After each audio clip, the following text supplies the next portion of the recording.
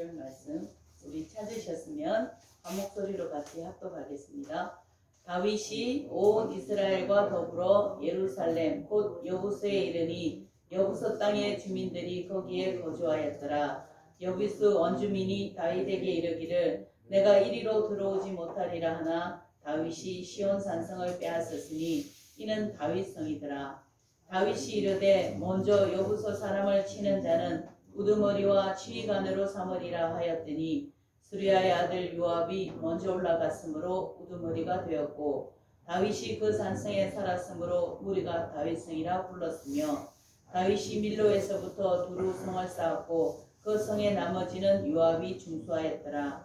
만군의 여호와께서 함께 계시니 다윗이 점점 강성하여 가니라. 아멘. 잠깐 제가 기도하고 말씀 나누겠습니다. 살아계신 주님 감사합니다. 이 시간 부족한 종 하나님 말씀 대언합니다. 성의 하나님께서 이 시간 종의 생각과 입술을 주장하여 주사 이 시간 대언되어지는 이 말씀이 인간의 말이 아니라 하나님의 뜻대로 대언되어질 수 있도록 종을 붙잡아 주시옵소서. 이 시간 성의 하나님께서 함께하여 주실 줄 믿고 감사를 드리며 예수님의 이름으로 기도드립니다. 아멘. 할렐루야. 저는 오늘 읽은 본문의 말씀을 가지고 기회는 믿음으로 취할 수 있다라는 제목 갖고 은혜를 나누고자 합니다. 기회는 믿음으로 취할 수 있다. 연말이 되니까 이제 좀 지숭생숭하시죠, 그죠? 누가 뭐라고 하지도 않는데도 좀 생숭생숭하고 올 한 해를 누구나 연말이 되면 돌아보게 되죠, 그죠? 올해도 아쉬운 것이 너무 많았고 또 성과도 없이 지나간 것 같고 또 뭐든지 또 부족한 것 같고 또 내년에는 뭘 해야 되나 또 내년에는 어떻게 해야 되나 우리 아까 윤태난 지사님이 아주 기도를 너무 잘해 주셨는데 기도한 것처럼 내년에는 우리가 어떻게 살아야 될까 하나님 최우선주의로 살아야 되지 않을까 이렇게 하면서 징숭징숭하죠 그죠? 그때 막막하시죠? 그때는 어떻게 해야 될지 좋은 대답을 드릴까요? 그때는요 우리 인생의 마스터 플래너이신 하나님께 기도하면 답이 나옵니다. 아멘이십니까? 아무도 답을 안 하시네. 아멘 안 하시네. 그럴 때는 우리가 앞이 막막하고 답답할 때는 정말 우리 인생을 최종적으로 마스터 플래너 정말 한치의 오차도 없이 계획해 주시는 하나님께 기도하면 답이 나온다는 것입니다.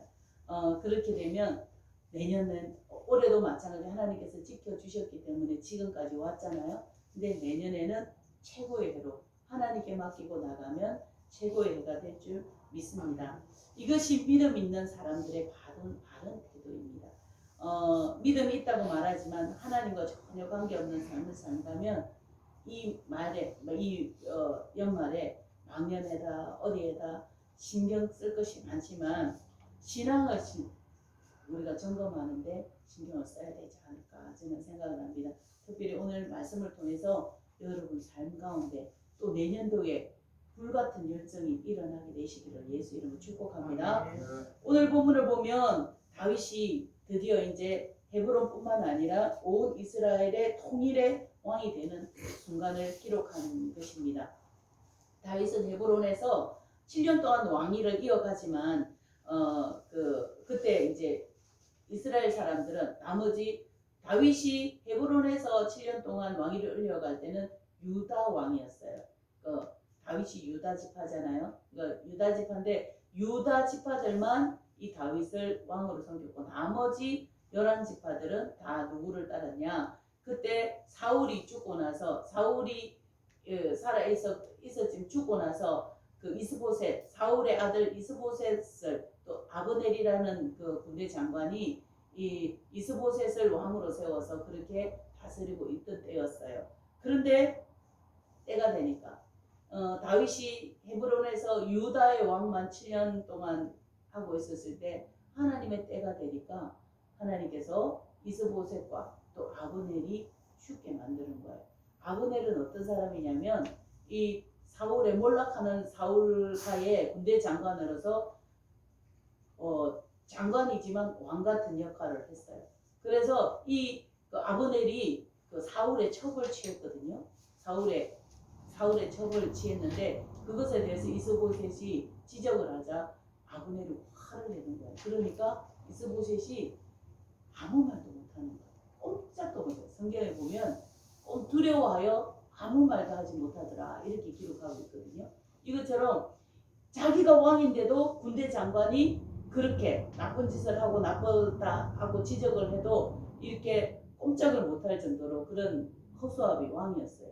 그런데 이 아브넬이 요압 장군에 의해서 죽임을 당했어요. 왜냐하면 아사헬이라는 요압의 동생 아사헬이라는 사람이 있었거든요. 이 아사헬을 이 아브넬이 전쟁 때 죽였어요. 그 블레셋 전쟁 때 이 아사헬을 죽였어요. 그러니까 요압은 마음에 꽁하고 있었어요. 근데 이 아브넬은 다윗이 사랑하는 장관이었어요. 사랑하는 장관이었는데 그래서 이 아브넬이 죽자 요압이 아브넬을 죽이고 나서 요압하고 다윗하고 사이가 별로 안 좋았어요. 왜냐하면 이 다윗은 이 아브넬이 그 이스보셋을 섬기는 군대 장관이었지만 친분이 있었고 그리고 아브넬을 아주 좋아했어요. 그런데 그렇게 죽이지 말라고 요압 장군에게 이 아브넬을 죽이지 말라고 얘기했는데 요압은 자기 동생의 원수를 갚아서 이 아브넬을 죽이게 되는 거예요.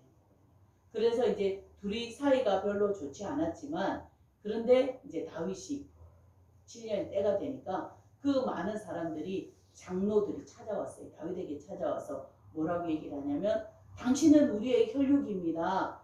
하나님께서 사울 왕의 그 왕위를 당신에게 돌려드린 것을 우리가 압니다. 라고 고백하면서 우리의 왕이 되어 주십시오. 라고 그때 물어보습니다. 그때 드디어 명실공히 이제 다윗은 이제 전 이스라엘의 통일 왕국이 왕이 되는 거예요.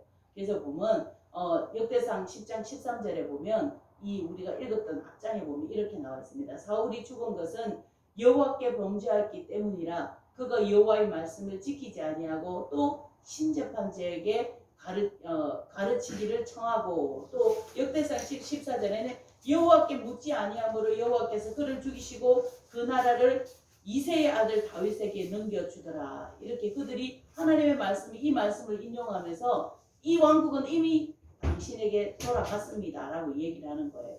그리고 우리가 읽었던 12장에 보면 그 너머의 다음 장에 보면 이 모든 군사가 전열을 갖추고 다 성심으로 헤브론으로 이르러 다윗을 온 이스라엘 왕으로 삼고자 하고 또 이스라엘을 남은 자도 다 한 마음으로 다윗을 왕을 삼고자 했더라. 하나님께서 때가 되니까 온 이스라엘이 마음을 합하여서 다윗을 왕으로 세우고자 하는 그런 마음들이 일어났던 것입니다. 이렇게 이 일로 다윗은 명실공히 정말 통일된 왕국의 왕으로서 등극을 하게 됩니다. 그래서 다윗은 등극을 하고 나서 가장 먼저 했던 것이 뭐냐면 정치적 기반을 잡기 위해서 이제 수도를 이전을 합니다. 이전에 있었던 그 수도를 이전을 해서 어디로 이전을 할까 이제 궁리를 하다가 가장 적당한 곳을 구했는데 봐서 여부스 족속들이 사는 여부스 성을 택하게 되었다는 것입니다. 이곳은 왜 정치적으로 중요하냐면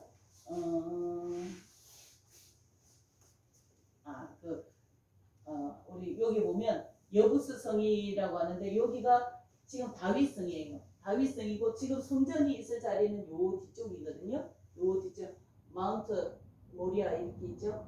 이 뒤쪽에 여기가 성전이 세워질 거예요. 근데 다윗이 점령해서 이곳을 수도로 삼았을 때는 이곳은 아직 성전이 건축되지 않았을 때예요. 여기가 왜 천혜의 요새냐면 이 협곡 있죠. 요 기드론 골짜기라고 하는 거예요. 우리가 이렇게 보기에는 높지 않은데 엄청나게 깊은 골짜기가 있고 이쪽에는 또 흰놈의 골짜기라고 그래서 우리가 옛날 성전이 지어지고 나서 분문으로 이렇게 나가서 여기 하던 이렇게 제사를 지내던 몰렉에게 제사를 지내던 흰놈의 골짜기가 깊이 있어요. 그래서 이 요새예요.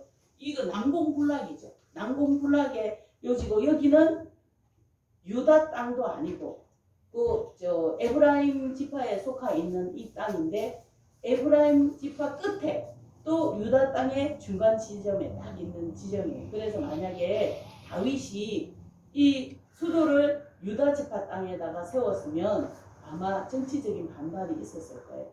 그런데 다윗은 그렇게 하지 않고 에브라임 지파 땅에다가 이 수도를 세우면서 유다 지파의 협조를 조공을 받을 수 있는 협조를 받을 수 있는 천혜의 요지를 발견했는데 이곳이 바로 여부스 성이에요. 아직까지 예루살렘 성이 되지 않았을 때 여부스 성이라고 불렀고 이것을 시온 성이라고 불렀어요. 그래서 시온 성이라 부르고 또 그 훗날에 이 다윗이 점령을 하고 나서 다윗 성이라고 불려지는 그런 땅이 되었다는 것이죠. 우리가 이걸 한번 보면 이거는 지금 있는 건데 기드론 골짜기죠. 아주 깊이가 아주 깊어요. 그리고 요 뒤에 보면 여기가 바로 기드론 골짜기고 요 흰나무의 골짜기인데 여기 있죠. 여기가 지금 다윗성이 될 거고 여기가 성전이 될 거거든요. 우리가 이 지도상으로 보면 이런 위치에 있는 이런 상황 가운데 있었다는 것입니다.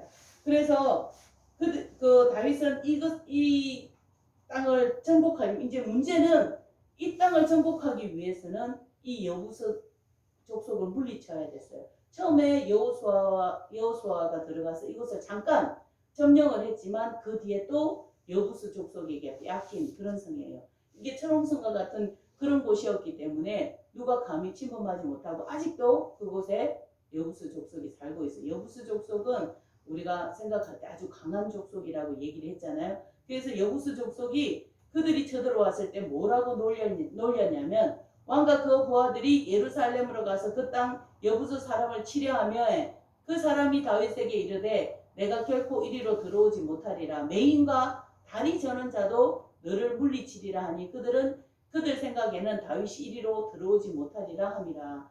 그들은 우리 난공불락과 같은 이런 것들을 믿고 그리고 그들이 강함을 믿고 우리 소경하고 절뚝발에도 너희들 물리친다. 너희들은 여기 얼씬도 못해 라고 이렇게 말하는 것이었습니다.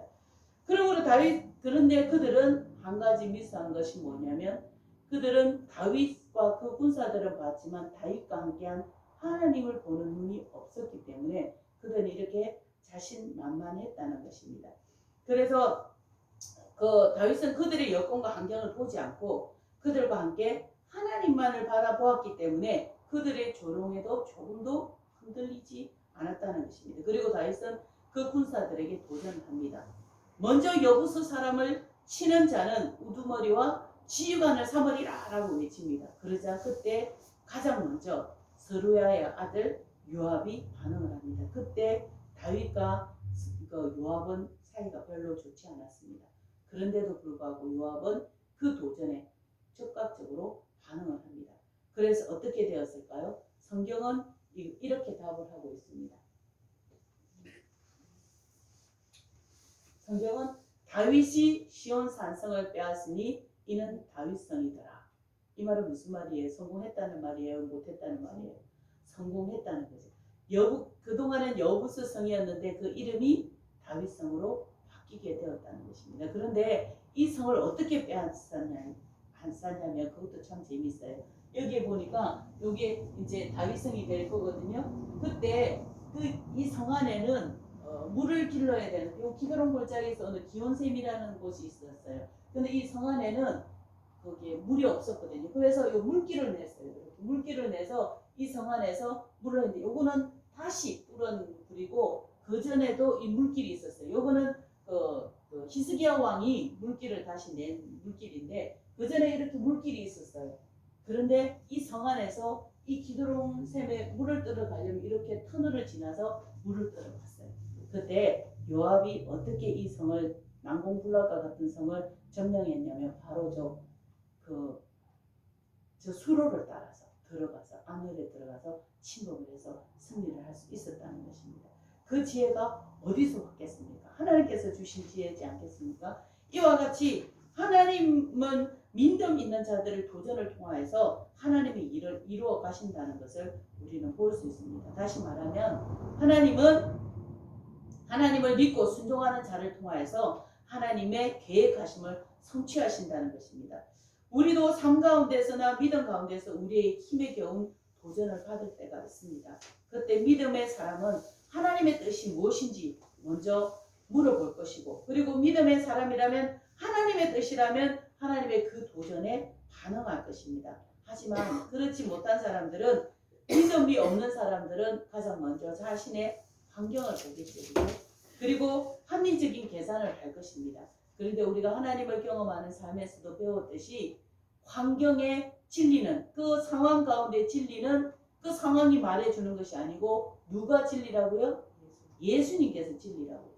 하나님께서는 그 상황에 주인 되십니다. 그 상황 위에 계신 분이 누구시냐면 바로 하나님이시라는 것입니다. 믿음 있는 사람은 그 상황을 뛰어넘어 그 위에 계신 하나님을 바라보는 눈이 있기 때문에 그 일에 도전할 수 있다는, 지금 여건과 내 형편과 사정은 되지 않지만 믿음으로 그 일에 도전하게 된다는 것입니다. 요압 또한 그런 일들이 있었다는 것이죠.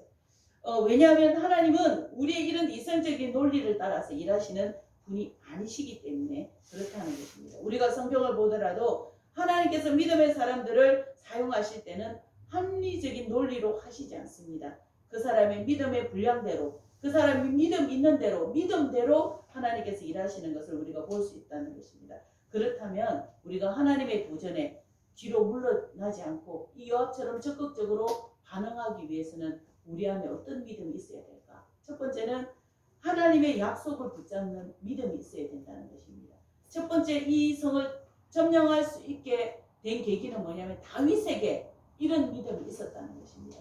하나님의 약속을 붙잡는 다윗의 믿음이 있었다는 것입니다. 이 여부서 땅은 하나님께서 이스라엘 백성들에게 이미 허락하신 땅입니다. 그죠? 여호수아와 갈렙이 그 땅을 갔을 때 이미 이 모든 것들을 너희의 손에 붙여 주시겠다, 하나님께서 약속하신 땅입니다. 지형상 건줄하고 또 강한 여부수 족속이 살고 있지만, 그렇지만 다윗은 이 이스라엘 사람들의 믿음을 마음으로 얻고 나서 가장 먼저 단행했던 것이 하나님의 약속을 기억하고 그 땅을 점령하는 것이었습니다. 그래서 누구도 도전하지 않았던 그 여부수 땅, 그 난공불락과 같은 그 여부수 땅을 점령하기에 이르렀다는 것입니다. 다윗의 이러한 용기는 하나님의 약속을 신뢰하는 믿음으로부터 출발하는 것이었습니다. 그것뿐만 아니라 이 믿음은 행동할 수 있도록 동기를 부여합니다. 그리고 그래서 믿음에 있는 사람들은 행동에까지 옮깁니다. 우리가 믿음이 없으면 기도하고 행동하지 못해요. 기도만 하고 행동까지 옮기지 못합니다. 그런데 믿음은 우리를 행동할 수 있도록 동기를 부여해 주는 것이 바로 우리의 믿음이라는 것입니다. 그래서 하나님은 당신을 신뢰하는 믿음의 사람들을 통해서 당신의 일을 행할 수 있도록 인도해 가시고 이끌어 가신다는 것입니다. 우리 빌립보서 2장 13절 말씀에는 이런 말씀이죠. 너희 안에 행하시는 이는 하나님이시니 자기의 기쁘신 뜻을 위하여 너에게 소원을 두고 행하게 하신다. 이 말은 무슨 말이냐면, 우리가 하나님께서는 믿음 있는 그 사람을 이용하셔서 그 사람이 그 일을 할 수 있도록 인도해 가신다, 그런 뜻입니다. 그리고 또 우리가 잠언 3장 6절에 보면 너는 범사에 여호와를 인정하라, 그리하면 저가 내 길을 지도하시리라, 이렇게 말씀하시잖아요. 그렇죠? 이렇게 범사에 우리가 하나님을 인정하면 하나님께서 지도해 주신다. 그리고 너희 경력을 여호와께 맡기라, 그러면 저가 이루어 주신다라고 이렇게 잠언은 하라고 말해주고 있다는 것입니다. 이것처럼 우리가 하나님을 신뢰하는 믿음이 있다면 하나님은 우리를 반드시 하나님의 일에 사용해 주십니다. 그래서 무슨 일을 앞두고 우리가 고민할 일이 있다면 하나님의 말씀을 붙들고 선포하며 나가십시오. 요단강을 가르셨던 하나님은 발을 내딛는 그들의 믿음을 통하여서 그 요단강을 갈라주셨고 그들이 나갈 수 있도록 먼저 일해 주셨다는 것입니다. 그래서 하나님의 도전에 적극적으로 반응하기 위해서는 자신의 연약함이나 환경을 볼 것이 아니라 약속에, 믿음의 약속을 붙드는 그러한 믿음이 있어야 된다는 것입니다. 두 번째로는 뭐가 있어야하면 거룩한 욕심이 있어야 된다는 겁니다. 요압은 그 다윗성에 대해서 다윗의 그 도전에 대하여서 거룩한 욕심이 일어났어요. 그래, 내가 우리 주를 위해서, 우리 왕을 위해서 내가 순종하면 이 일에 장관이 될 수 있다니까 나는 도전하겠어. 이러한 거룩한 욕심이 없다면 우리는 이룰 수 없다는 것입니다. 우리가 교회에 많은 직분들이 있고 또 많은 봉사의 자리들이 있습니다. 그런데 아 그거는 뭐 필요한가 보다. 그 사람이 또 필요한가 보다. 이렇게 생각하면 아무도 봉사할 사람이 없어요. 오늘날 너무 안타까운 것은 이제 그 교회 큰 교회들이 그래요. 요즘은 이전에는 우리가 다 우리 성전을 돌아보고 또 이렇게 청소도 하고 식사도 하고 막 이렇게 하고 또 차량 봉사도 하고 차량 그 관리도 하고 다 했었잖아요. 근데 요즘은 사람들이 그러질 않아요. 그래서 큰 교회들이 성도들을 제가 항상 하는 말이 그러죠. 성도들을 고객을 만들어서 물론 성도들도 힘들죠. 힘들지만 그런데 우리가 하나님의 일에 내가 빈자리들이 있다면 그 빈자리들이 보인다면 하나님께서 나에게 그 빈자리를 도전하시는 거예요. 그 빈자리가 만약에 성가대 자리가 비었다. 그것이 내 눈에 보였다. 그것은 하나님께서 나에게 도전하시는 거예요. 저 자리가 비었어. 우리에게 도전하시는 거라는 거예요. 그리고 주방에 일할 사람이 없는데 그게 내 눈에 보여. 그거는 하나님께서 그 자리에 나를 도전하시는 것이라는 것입니다.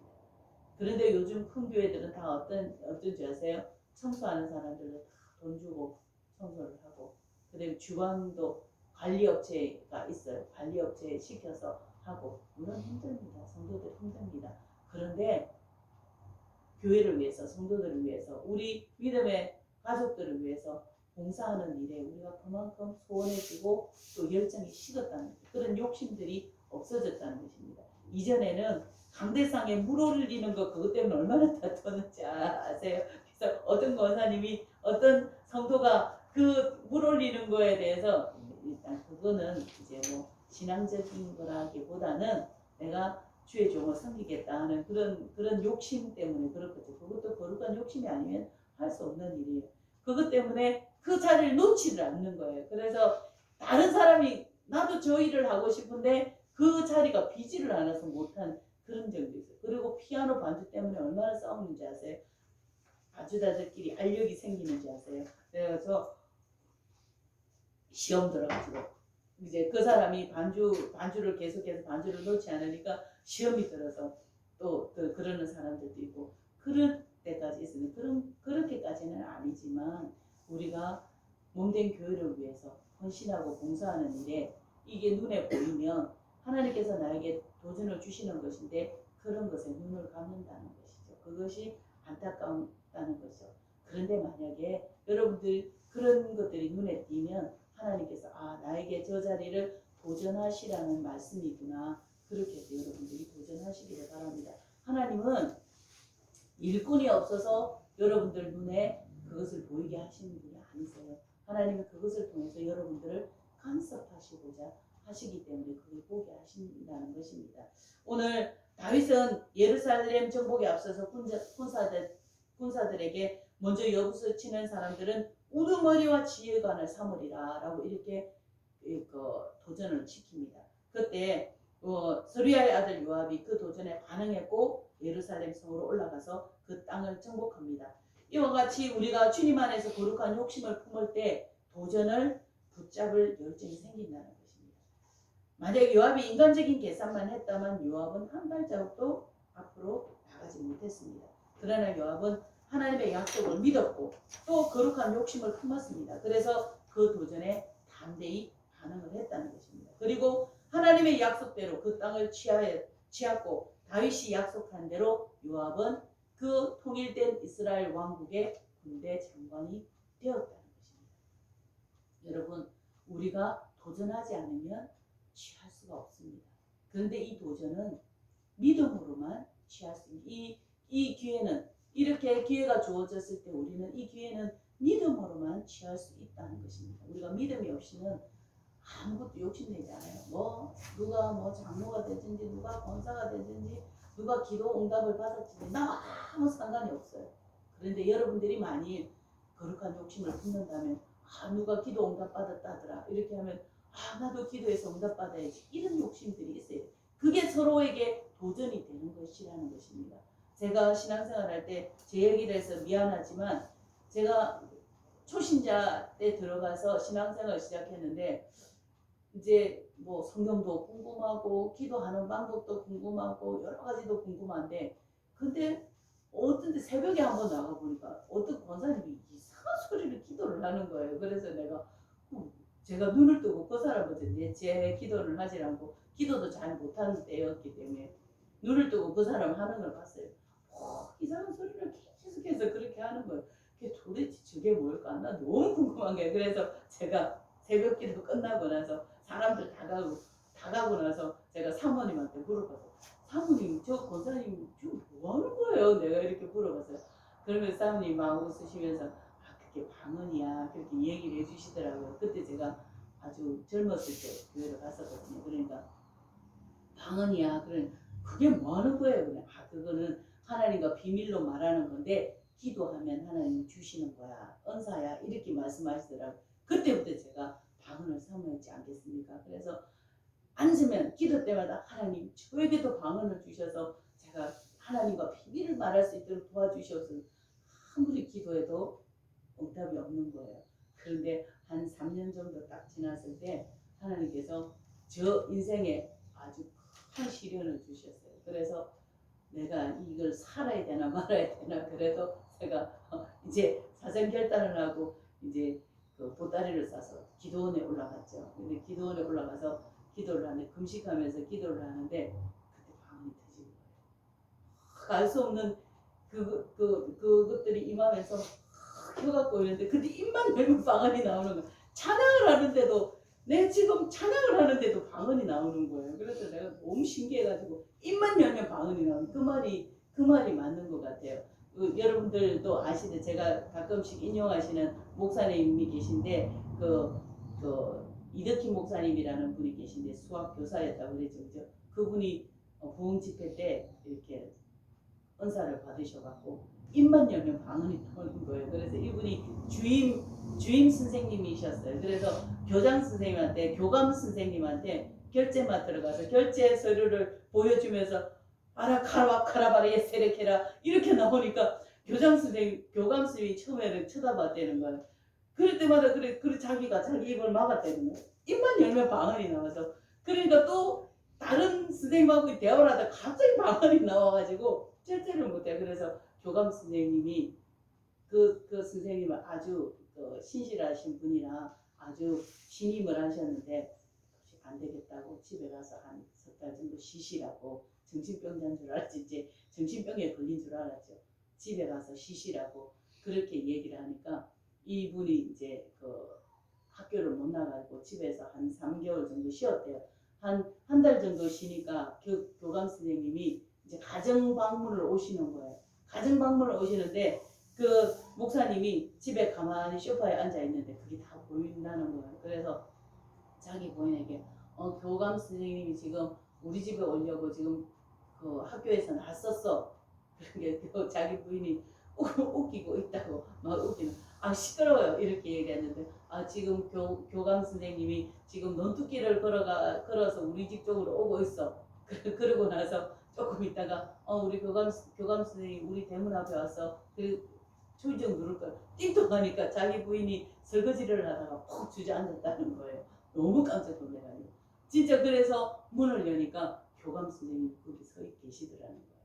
그러면서 그 부인이 자기가 신학교에 가야 되겠다고 그러니까 미쳤다고 그러고 자기 부인의 남편 장인어른이 장로님이 때 돌았다고 그러고 미쳤다고 그러고 그랬다고 그러는 거예요. 그런데 그 목사님이 신학교로 가셔서 목회를 잘 하시면서 그 성도들을 또 잘 가르치셔서 훌륭한 목사님이 되셨다는 그런 일화가 있는데 이것처럼 우리가 은사들이 있다는 거는 은사들이나 이런 것들이 있으면 우리가 거룩한 욕심을 품어야 되는 거예요. 성령께서는 각자에게 성령의 그것을 따라서 각자에게 은사를 나누어 주시지만 특별히 사모하는 자에게 주신다는 것을 여러분 기억하셔야 된다는 것입니다. 이런 거에 대한 전혀 사모함이 없다면 우리가 받으려고도 하지 않고 줘도 이게 뭔지도 모르고 받지도 모른다는 거예요. 우리 김인진 관사님은 방언을 너무 사모하셔서 산에 갈 때 혼자서 연습했잖아요. 그래서 제가 그 소리를 듣고 얼마나 마음이 뿌듯하면서도 얼마나 저기 하시든지 그래갖고 이제 방언을 막 집에서 연습을 하셨다고 그러고 자기 따님이 이제 아주 또 신실하신 분이라 기도를 잘 하시는 분이시거든요. 그 따님한테 맨날 하면 왜 나 방언 안 주시냐고 그렇게 맨날 그렇게 얘기를 했다고 그러세요.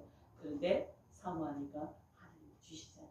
우리 김인희 원장님도 방언을 받으셔서 새벽에 잘 또 사용하시고 또 방언을 잘 사용하시다 보면 하나님께서 더 좋은 아름다운 방언으로 바꿔주시고 계속해서 바꿔주시거든요.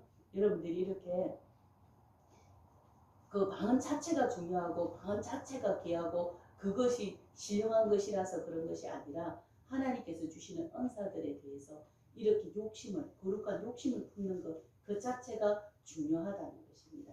우리가 그렇게 욕심을 품으면 그것을 구할 수 있는 그 열정이 생긴다는 것입니다. 그렇게 열정이 생기면 도전하게 되지 않겠습니까? 요압처럼 말입니다.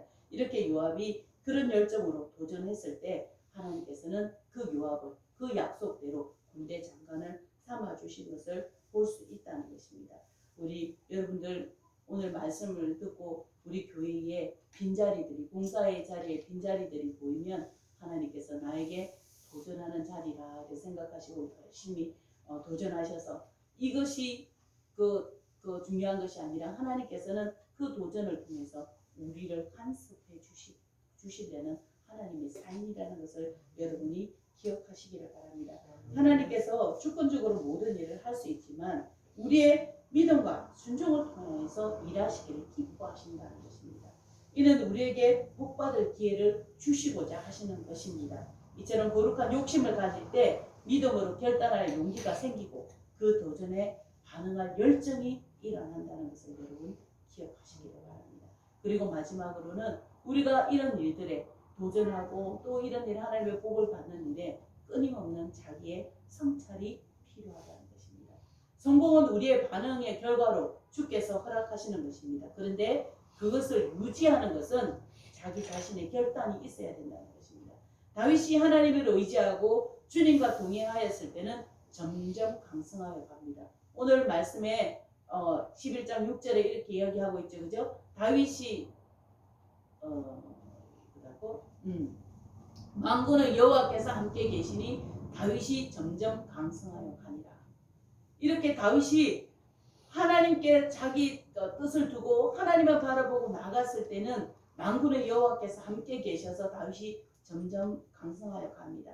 그런데 다윗의 왕위가 견고해지고 안정되어지니까 교만한 마음이 들어서 또 생기고 자신이 무엇이라도 된 것처럼 행동을 하게 됩니다. 그래서 무엇을 했습니까? 바로 그 인구 조사를 시작하는 거예요.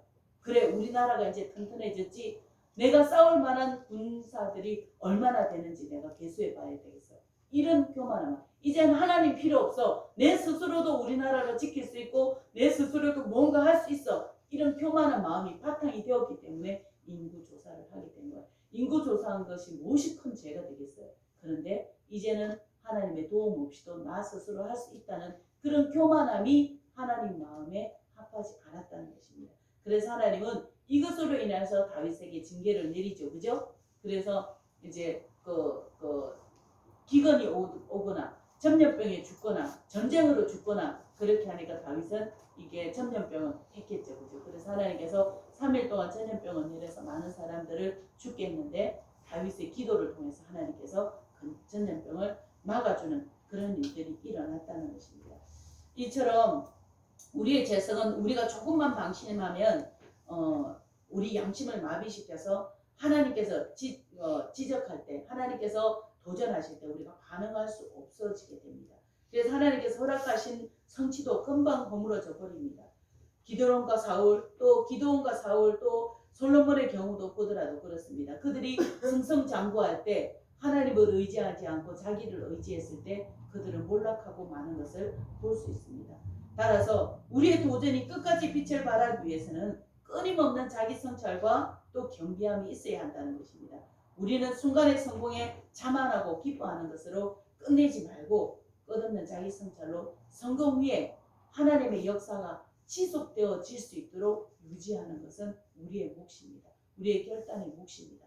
여러분 하나님께서 은혜를 주실 때 그 은혜를 붙잡고 교만해지지 말고 더욱더 하나님을 의지하게 되시는 저나 여러분 되셔서 하나님은 은혜 위에 은혜를 더하게 하시는 저나 여러분 되시기를 예수 이름으로 축복합니다. 우리는 믿음으로 하나님의 임재를 경험하고도 실패하는 사람들을 성경을 통해서 또 우리 주변에서 보고 있습니다. 그래서 우리는 성공에만 초점을 두는 것이 아니라 성공 뒤에 오는 삶에도 책임감을 가져야 합니다. 이것이 하나님의 약속에 올바르게 반응하는 길이라는 것입니다. 여러분 오늘 하나님께서 우리에게 말씀을 통해서 우리에게 믿음의 용사가 되도록 도전하고 계십니다. 그 일이 나의 생각을 뛰어넘는 헌신의 도전이든지 내 힘에 지나는 그런 물질의 도전이든지 아니면 성결의 요구든지 마음 가운데 걸리는 부분들이 있다면 결단하시고 이것은 하나님께서 나의 믿음을 시험하자 하는 것이 그것에 그치지 아니하고 이를 통해서 하나님께서 내 삶 가운데 간섭하시고자 하시는 사인으로 받아야 할 것입니다. 우리는 오늘 말씀처럼 하나님의 그 도전에 하나님의 말씀을 붙잡고 나아가야 하고 또 그 도전에 거룩한 욕심을 품어야 하고 그 성공에 멈추지 말고 끝없는 자기 성찰로 하나님께서 계속해서 역사하실 수 있도록 길을 내야 된다는 것입니다. 그래서 날마다 믿음의 도전을 하여 하나님의 축복의 지경을 넓혀가시는 저나 여러분 되시기를 예수 이름으로 축복합니다. 오늘 말씀을 결론을 짓습니다. 오늘 하나님께서는 우리 여러 가지 우리에게 도전을 주십니다. 기회를 주십니다. 그런데 그 기회는 믿음 없이는 붙잡을 수 없습니다. 그 기회는 하나님이 주시는 기회는 믿음으로만 붙잡을 수 있다는 것을 여러분들 기억하시고 하나님의 약속의 말씀을 굳건하게 믿으시고 거룩한 욕심을 품으시고 또 자기 삶을 돌아보는 성찰의 삶을 살아가게 되시기를 예수 이름으로 축복합니다. 우리 함께 기도하십시다. 기도하실 때 하나님 오늘 말씀을 통해서 하나님 이 연말에 내년에 주실 하나님의 그 기회들을 기억하고 또 올해 붙잡지 못한 기회들을 돌아보면서 하나님 믿음을 더하여 주셔서 내년에는 주님 주시는 그 기회를 붙잡을 수 있도록 하나님 말씀에 대한 신뢰와 또 거룩한 욕심과 자기 성찰을 할 수 있는 우리가 될 수 있도록 도와주시옵소서. 올해 그렇게 하지 못한 우리의 삶을 돌아보며 하나님께 회개로 나가시겠습니다. 주님의 이름을 크게 한번 외치고 같이 동성으로 기도합니다. 주여!